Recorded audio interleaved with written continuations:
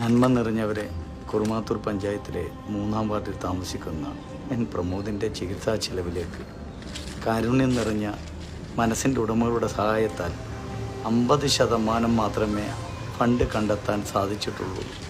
ഇനിയും സഹായ സഹകരണങ്ങൾ ഉണ്ടാവണമേ, എങ്കിലേ സഹോദരനെ ജീവിതത്തിലേക്ക് തിരിച്ചു കൊണ്ടുവരാനുള്ള സാമ്പത്തികത്തിലേക്ക് എത്തിച്ചേരുകയും. പ്രിയമുള്ളവരെ, നമ്മുടെ കൂനം നാട്ടിൽ താമസിക്കുന്ന പ്രമോദ് എന്ന സഹോദരനു വേണ്ടി ഒരു നാട് മുഴുവനും ഒന്നിക്കുകയാണ്.